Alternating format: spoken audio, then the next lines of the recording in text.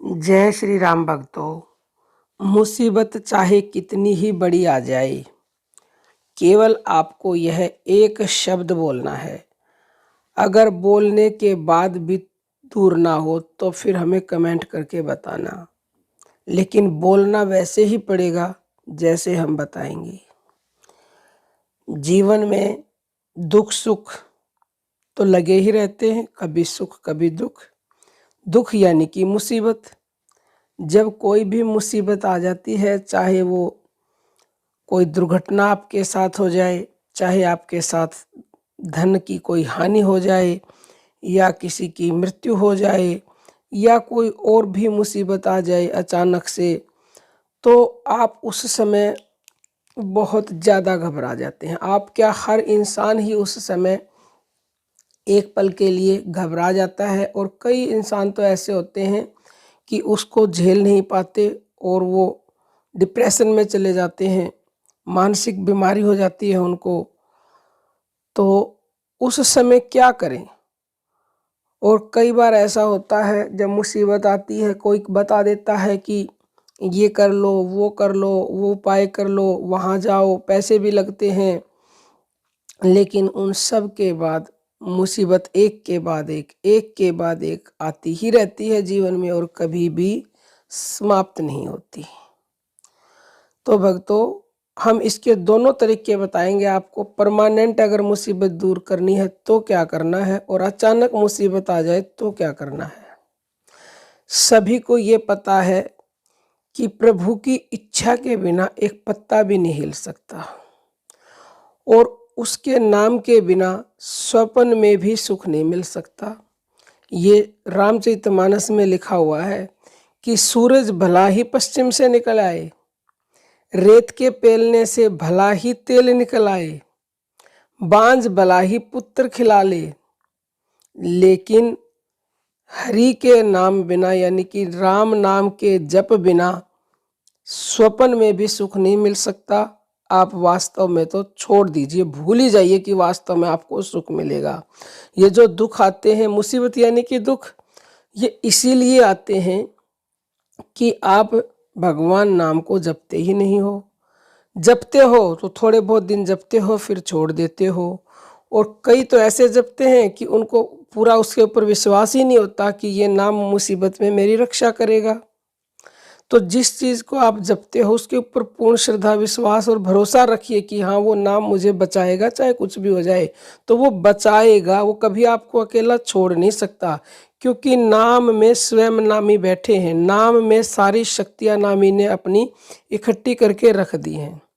तो आप नाम पुकारोगे तो नामी वहीं है, वो आपकी मदद करेगा। तो जब आपको कोई भी मुसीबत आ जाए, कितनी ही बड़ी मुसीबत हो, तो उस समय आपको राम नाम बोलना है, या फिर जो भी आप भगवान को मानते हो, कृष्ण को, शिव को। क्योंकि भक्तों, वो मूल तो एक ही है, वो तत्व एक ही है, ये उसी के सारे रूप और नाम हैं।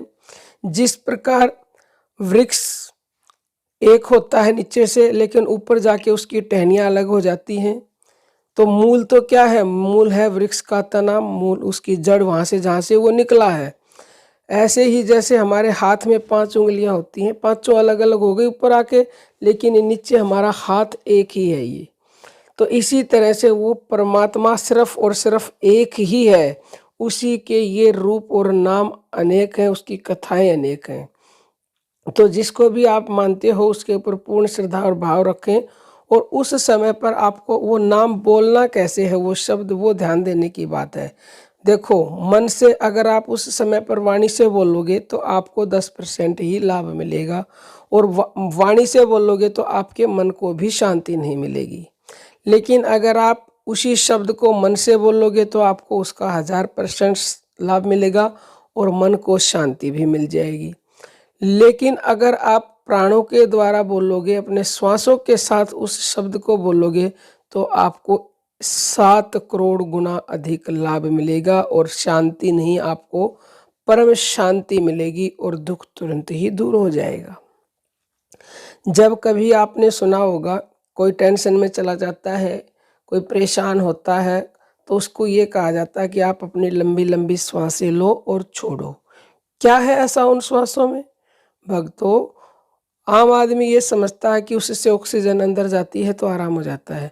वो तो है ही, ऑक्सीजन आपके अंदर जाती है, लेकिन ये प्राण जो है ना, ये प्राणों में वो शक्ति है जो और कहीं नहीं है। ब्रह्मांड की सबसे बड़ी शक्ति इन प्राणों में विद्यमान है, यानी कि प्राणों में प्राणपति बैठे हैं। कहा जाता है ना आरती में, तुम हो एक अगोचर सबके प्राणपति, स्वामी सबके प्राणपति। तो ये सबके वो प्राणपति हैं। तो जब वो प्राणपति हमारे प्राणों में बैठे हैं, तो जैसे ही आप प्राणपति को प्राणों से जुड़ करके उसका नाम लोगे, तो तत्काल जो है कृपा मिलती है आपको, तत्काल फल मिलता है, क्योंकि 7 करोड़ गुना अधिक फल मिलता है साधारण नाम जप की बजाय। तो आप राम का नाम अपनी लंबी गहरी श्वासें लेते रहें और राम नाम बोलते रहें या कृष्ण नाम बोलते रहें। मन में नाम बोलना है और अपनी श्वास के ऊपर ध्यान रखना है। थोड़ी सी लंबी गहरी श्वास लें, भला ही आपको उस श्वास की आवाज़ सुने और भी अच्छी बात है, क्योंकि श्वास की अगर आप आवाज़ सुन रहे हो तो समझ लीजिए आप परमात्मा की आवाज़ सुन रहे हो, क्योंकि श्वासों में ही परमात्मा बैठे हैं। तो भक्तों, आप 10-15 मिनट उस समय जब कुछ भी नहीं सूझे तो आप परमात्मा का नाम अपनी श्वासों के साथ ले, तो आपको दिलो दिमाग सबको तुरंत शांति ना मिले तो हमें कहना, आपके अंदर एक नई तरह की ऊर्जा आ जाएगी, नई तरह की सकारात्मकता आ जाएगी। आप नए सिरे से उस मुसीबत से लड़ने के लिए तैयार हो जाओगे। क्यों? क्योंकि आपने परमात्मा को याद कर लिया, और वो भी श्वासों के साथ। आपकी मुसीबत ऐसे दूर हो जाएगी जैसे कि सूर्य महाराज निकलते ही अंधकार दूर हो जाता है। तो भक्तों, आपको उस समय ज़रूर ऐसा करना है, चाहे कोई भी मुसीबत हो। और अगर आप इसका परमानेंट इलाज चाहते हो तो आप नाम जप, भगवान के नाम को हमेशा जपिए, तो फिर आपके जीवन में कभी मुसीबत आएगी नहीं, क्योंकि हर पल हर समय भगवान का नाम आपके साथ है। और गलती से आ गई तो वो तुरंत दूर भी हो जाएगी, क्योंकि वो नाम आपको कभी अकेला नहीं छोड़ना है। श्वासें जब आपके अंदर जाएंगी तो आपके शरीर में और भी कोई बीमारी है तो वो भी दूर होती है। इसके अनंत अनंत अनंत लाभ हैं। तो जब मुसीबत आए, आप 15 मिनट हमारे कहने से ऐसा करके देखना, आपको क्या लगेगा। क्यों? आप ये सोचेंगे मुसीबत से लड़ने के लिए भगवान आपको तैयार करेंगे, वो रास्ता दिखाएंगे। आपके अंदर से कोई आवाज़ आएगी, कोई या कोई व्यक्ति आपको आके बताएगा। आप यकीन मानिएगा, ये हमारा पर्सनल अनुभव है। हमारे जीवन में जब कोई कठिनाई आ जाती है, चाहे वो आध्यात्मिक क्षेत्र से संबंधित है, चाहे कोई सांसारिक हो, तो हम भगवान से ऐसे ही जुड़ के और तुरंत उसका उत्तर मांगते हैं, तो हमें ज़रूर उसका उत्तर मिलता है। और अनेकों को हमने बताया है, जिसको भी हमने बताया है उसको तुरंत तुरंत लाभ मिला है। तो आप भी पूरे श्रद्धा विश्वास से ऐसा करें और अपने जीवन की बड़ी से बड़ी पहाड़ जैसी मुसीबत को तुरंत दूर करें। अब हम अपनी वाणी को विराम देते हैं। जय श्री राम भक्त।